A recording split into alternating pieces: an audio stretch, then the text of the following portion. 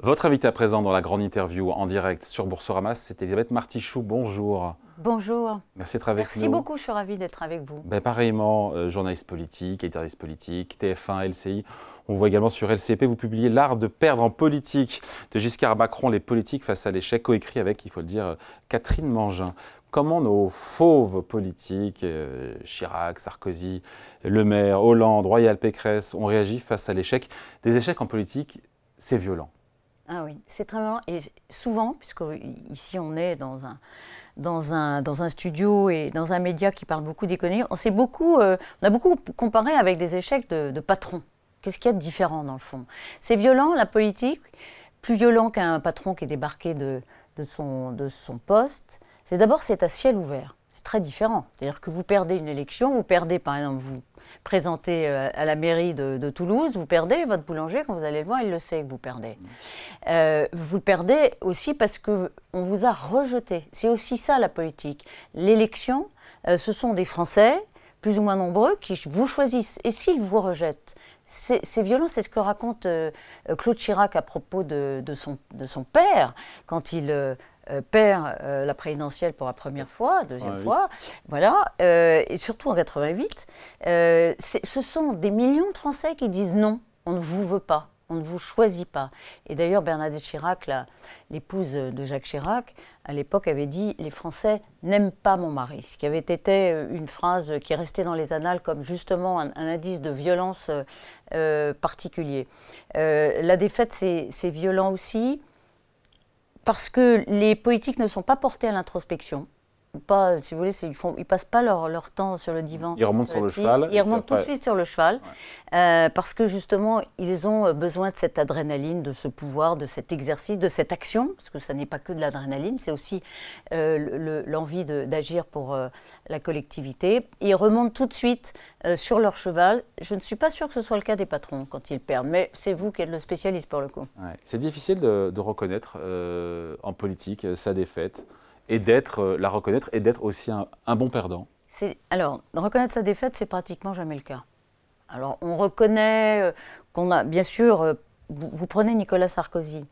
Quand il perd, lorsqu'il se représente à la présidentielle, il dit « j'ai pas eu assez de temps ». Voilà, il dit « j'ai pas eu assez de temps ». Et d'ailleurs, la légende sarkozyste, c'est une légende, on n'en sait rien, on ne le saura jamais, mais le clan sarkozyste, l'équipe de Sarkozy laisse entendre qu'effectivement, avec 2 semaines de plus, c'était bon. Nicolas Sarkozy, c'est un bon perdant, par exemple. C'est vraiment le prototype du bon perdant. Certains sarkozystes nous ont dit, finalement, il est meilleur dans la défaite que dans l'exercice du pouvoir. Il était très bon aussi dans la conquête. Mais parce que si vous voulez, il n'y a pas d'amertume qui perle. Il y a une façon de traiter ses équipes qui est assez humaine, et puis il y a cet amour et ce lien avec les Français qu'il entretient, bon, qui est un peu ambigu, mais c'est un bon perdant. Le mauvais perdant, vous le connaissez, enfin il y en a deux. Quand on demande en général aux dans les gens, bons perdants, qui d'autres? Si, bien sûr qu'on va dire, mais dans les autres bons perdants. Des bons perdants, des gens qui remontent tout de suite sur leur cheval. Alors il y a ceux qui sont dans le déni, parce que ce sont des bons perdants. Ceux qui ne reconnaissent pas complètement leur défaite et qui font comme si de rien n'était. Quand on perd comme Anne Hidalgo, vous vous rendez compte? 1,75%. Quand elle se présente à la présidentielle, oui. Le PS est un parti de gouvernement, c'est un parti qui a donné des présidents de la République. 1,75%, c'est inouï comme échec. C'est abyssal. C'est inimaginable. Même quand on se le dit, nous, on a même du mal à se le représenter des années après. Bon, Anne Hidalgo, elle n'a pas été une mauvaise perdante et elle a tout de suite d'ailleurs appelé à voter Emmanuel Macron le soir même. Donc elle est bonne perdante. François Bayrou, c'était un bon perdant. Bon, c'est un peu gênant parce que quand on a fait le bouquin, il n'était pas encore Premier ministre. On verra s'il gagne ou il perd à Matignon. Mais la victoire électorale, elle est surtout évidemment membre de l'élection. Et François Bayrou, il perd plusieurs présidentielles, c'est un bon perdant. Voilà, c'est pas quelqu'un qui s'enferme et qui accuse la terre entière, quoique. Il fait assez peu d'autocritique. Mais bon, voilà, c'est quelqu'un qui, disons, le prend bien. Marine Le Pen et Jean-Luc Mélenchon, c'est entre les deux. Ce sont des perdants qui profitent à chaque fois de la défaite pour faire mieux. Voilà. Des perdants victorieux. Des perdants victorieux, exactement. Donc voilà, c'est la catégorie. C'est défaite au goût de victoire, comme disait Jean-Jacques Goldman. Oui, c'est ça, exactement. Et pour l'instant, ça a réussi. C'est très intéressant de voir ce qui va se passer, évidemment, pour Marine Le Pen. Et pour Jean-Luc Mélenchon. Jean-Luc Mélenchon, pour l'éternité, il se pensera comme le monsieur 22% de la dernière présidentielle et donc à un doigt d'être qualifié pour le second tour. Il ne le sera sans doute jamais, en réalité, parce qu'il a énormément perdu entre-temps. Quant à Marine Le Pen, bah, c'est le point d'interrogation. Je ne serai pas Madame Irma aujourd'hui. Les mauvais perdants, alors? Alors, les mauvais perdants, les deux qui viennent tout de suite à l'esprit, ouais. Ce sont Valéry Giscard d'Estaing et Lionel Jospin. Valéry Giscard d'Estaing parce qu'après un septennat, il perd. J'aime bien cette expression, pour lui perdre, pour l'homme qu'il a été, le haut technocrate, le haut fonctionnaire et le président qui a tant réformé la France, aussi pendant les premières années de son septennat, perdre, c'est quelque chose qui n'est pas concevable. C'est comme une poule devant un couteau. Il ne comprend pas ce qui lui arrive. Il ne comprend pas en fait que les Français ne l'aient pas choisi. Oui, c'est pas qu'il ne comprend pas exactement le processus de la défaite après on l'organise. Non, il ne l'accepte pas. Je dis mais comment se fait-il que moi qui suis meilleur que tous les autres, on ne m'ait pas choisi? D'autant qu'il avait beaucoup sous-estimé François Mitterrand pendant la campagne. Et donc il fait cette mise en scène qui est absolument incroyable. Dire qu'au moment de s'adresser aux Français, c'est lui qui a choisi de le faire à ce moment-là, avec cette mise en scène-là. Et il n'a pas tout maîtrisé du code télévisuel à l'époque. Il se lève et on voit l'homme qui voulait regarder la France dans les yeux et qui leur tourne le dos au moment du départ. Ça restera pour toujours l'expression de quelqu'un, la manifestation de quelqu'un qui n'a pas accepté la défaite. Et il a été déprimé, et il a eu beaucoup de mal, et il ne cessera pendant des années après d'essayer de revenir. C'est ça les politiques, ils essayent toujours de revenir. C'est une drogue dure. Lionel Jospin, c'est complètement autre chose, doit-on le rappeler. Mais voilà, il perd en 2002, il n'est pas qualifié au second tour. On en a parlé récemment, c'est Jean-Marie Le Pen qui le coiffe au poteau. Et lui, en quelques instants, il décide d'annoncer qu'il quitte la politique. Oui. Et pour les militants, pour des socialistes qui ont fait sa campagne, les petites mains, ses compagnons de route, vous vous rendez compte de ce que c'est en politique? C'est un abandon en race campagne. C'est un abandon en race campagne. Et en plus, d'autant plus que ça n'est pas vrai. Il tentera quelques années plus tard de revenir, au moment où Ségolène Royal est en piste. Donc, 4 jours avant, le second tour du premier tour était sûr d'être qualifié. Oui, on raconte souvent l'histoire, c'est le sondologue, le monsieur sondage du Parti socialiste, Gérard Le Gall, qui, 3 jours avant, devant les hiérarques, les barons du Parti socialiste, leur dit, écoutez les gars, moi j'ai un sondage, je voudrais vous dire, Lionel Jospin n'est pas qualifié. Stupeur complète. Jean-Marc Ayrault se lève en disant, mais jamais je ne pourrais mobiliser pour le second tour si on dit ça maintenant. Il n'y en a pas un qui a envisagé. C'est ce qu'on appelle l'impensé en politique. Ouais. Ils n'ont pas pu l'imaginer. Et donc Lionel Jospin, il l'a mal pris. Réaction d'orgueil ou, certains disent au contraire, c'était une noblesse de caractère et de comportement. Je vous laisse choisir. Pas facile de bien gérer sa défaite, de par la violence, de par l'engagement, de par la conviction que... on a un destin. On a un raison, mais d'abord on a des convictions politiques. Moi je ne suis pas du tout de ceux qui disent que les politiques c'est que des cyniques, qui ne veulent que le pouvoir pour pouvoir, etc. Il y a quand même des responsables qui se présentent à des élections avec le souci de l'intérêt général et qui ont des convictions et qui pensent qu'elles valent mieux que celles qui sont au pouvoir, par exemple.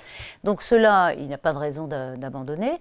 Et puis, quand on est un homme politique, c'est un peu un engagement sans retour. Ça changera peut-être. Emmanuel Macron a beaucoup changé quand même la pratique de la politique. Ouais. Et donc justement, lui, Emmanuel Macron, qui n'a jamais connu, qui n'a jamais perdu avant de devenir président, la grande défaite, c'est cette dissolution de l'été dernier. Pour vous, c'est un mauvais perdant, vous l'avez dit. Maintenant, oui, c'est un mauvais perdant. Bon, il a fait quelque chose de complètement inédit, on ne va pas y revenir, des livres et des livres ont été écrits en gagnant la présidentielle de 2017. En 2022, il est président, il n'a pas tout raté, loin s'en faut, mais son étoile a quand même un peu pâli. Il est le sortant, Et il est face à Marine Le Pen, donc et plus la guerre en Ukraine, et il gère bien la campagne avec des bons communicants, donc il se fait réélire. Ce n'est pas du tout dans le même esprit de 2017. 2017, c'était l'espérance. 2022, c'est une forme de résignation. Et derrière, il ne tire pas les leçons de cette campagne présidentielle, il se désintéresse des législatives, résultat, ils perdent la majorité absolue, majorité relative. À ce moment-là, il aurait dû envisager une coalition, il ne le fait pas. Et il dissout quand il perd les européennes. Et c'est là, évidemment, là où il est mauvais perdant. C'est-à-dire qu'il avait dit avant les européennes, mais on va enjamber cette élection, ce n'est pas une élection nationale. Et en réalité, quand il perd dans des conditions qu'il n'a jamais connues, c'est un néo-perdant. Il a tout gagné, sauf Normal Sup, d'accord, mais il a quand même tout gagné et il a fait des choses que personne n'a jamais fait avec lui. Vous vous rendez compte de ce que ça donne comme puissance intérieure, comme complexe de supériorité? Tous les hommes politiques qui se font élire, les femmes politiques ont un complexe de supériorité pour la présidentielle. Ils font ce que 64 millions d'autres Français n'ont jamais fait. Mais lui, c'est XXXL. Et donc, quand il perd aux européennes, il ne veut pas reconnaître que c'est une défaite et il essaye de la transformer en nouvelle offensive électorale. Il casse le jouet, il casse le baromètre, il dissout. Et en cela, il est un mauvais perdant, d'autant que il a esquissé ces dernières semaines un début de mea culpa. C'était un vrai mea culpa, le 31 décembre. Pour moi, non. C'était un demi-mea culpa. Non, d'abord, il a commencé J'en prends toute ma part. Oui, mais même pas. Il a commencé par dire que c'était pareil en Allemagne. Hein. Vous voyez, on n'est pas les seuls dans cette situation compliquée. Olaf Scholz, lui aussi, a provoqué des législatives. Bon, sous-entendu, on peut diluer l'exemple français dans un modèle plus général. Et puis ensuite, il a dit, ça ne marche pas pour l'instant. Il l'a dit, voilà. Effectivement, ça ne produit pas les résultats que j'attendais pour l'instant. Donc, non, il n'est pas dans une reconnaissance. C'est compliqué quand on est à l'Élysée. Hein. On est élu par une majorité absolue de Français. Donc il n'a pas reconnu son erreur. Non, dans sa tête, il est président. Bien sûr qu'il est président. Alors là, pour ma part, je trouve ça très choquant de discuter de la légitimité de son élection par la demande de sa démission anticipée. On voit bien les calculs électoraux, mais non, il ne se considère pas comme un perdant. Il considère que c'est très difficile, qu'il a beaucoup travaillé pour les Français, qu'effectivement ça ne porte pas ses fruits, mais que ça allait dans le bon sens. Il n'y a pas énormément d'autocritique. Non. Est-ce que les échecs féminins sont différents des échecs masculins? Pardon de poser la question. Bonne question. Alors moi, je ne suis pas tellement pour genrer. Moi non plus. Alors on se retrouve. Moi, je ne pense pas. Alors, on pourrait faire l'anatomie des échecs. Alors, Ségolène Royal, c'est extraordinaire, Ségolène Royal. Elle a cette phrase où elle dit si j'avais été un homme, c'est ça, non? Oui, alors si elle n'a pas été élue, si elle n'a pas été élue face à Nicolas Sarkozy, c'est parce qu'elle n'était pas un homme. Bon, c'est évidemment le point ultime, pas le point Godwin, mais presque. Quoi, elle est incroyable parce qu'elle est complètement inoxydable. Elle considère que l'événement le plus important dans le 21e siècle, c'est sa qualification au second tour. Elle est une grande femme politique, c'est vrai. Elle a été ministre d'État, candidate qualifiée, la première en France. Mais elle est, pour le coup, l'autocritique chez Ségolène Royal. Vous posiez la question pour les hommes, mais je ne la vois pas sur Ségolène Royal. C'est la même chose. Après, Anne Hidalgo, Valérie Pécresse, est-ce que c'est différent? Je dirais plutôt qu'elles sont sans doute un peu différentes dans la campagne. C'est-à-dire qu'elles ont quand même cette difficulté qu'ont les femmes d'entreprise, aussi chefs d'entreprise, c'est que la projection, pour être élu président de la République ou présidente, il faut penser à ça toute la journée et croire que vous êtes le seul ou la seule à pouvoir y arriver. Si vous n'avez pas à minima cette conviction intime, chevillée au corps, vous n'y arriverez pas. Parce que c'est implacable comme compétition. Donc, il faut croire qu'on est vraiment né pour ça. Je ne suis pas sûre que les femmes, elles se projettent à ce point-là, disant moi et puis personne d'autre. Elles ont un petit doute quand même. Le doute, un doute sain. Peut-être. Merci beaucoup en tout cas. Elisabeth Martichoux, coécrit avec Catherine Mangin, L'art de perdre en politique de Giscard Macron, les politiques face à l'échec aux éditions. Merci beaucoup de m'avoir reçu. Merci, avec grand plaisir, invité donc de la grande interview en direct et en replay sur Boursorama.